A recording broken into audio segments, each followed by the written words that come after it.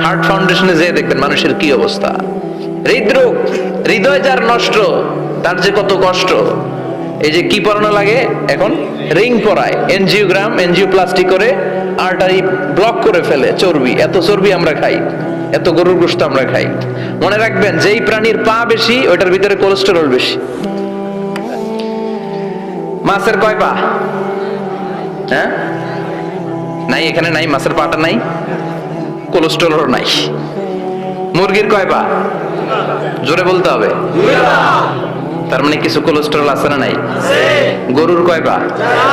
Cholesterol বেশি না কম? এইবার কোন চিংড়ির কয় পা? সবচেয়ে বেশি কোলেস্টেরল কন্টেইন করে শ্রিম্প, প্রন, চিংড়ি। এজন্য এগুলো কম খাইতে হবে। তবে 40-এর আগে যারা আছেন ধুমায়া খান, 40-এর পরে এই যে মাটন, ল্যাম্প, ছাগলের গোশ, খাসির গোশ, চিংড়ি, এগুলো আপনার ডায়েট থেকে বাদ দিয়ে দিতে হবে। বুঝতে পেরেছেন?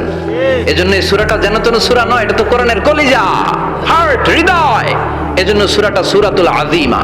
সুবহানাল্লাহ পড়ে।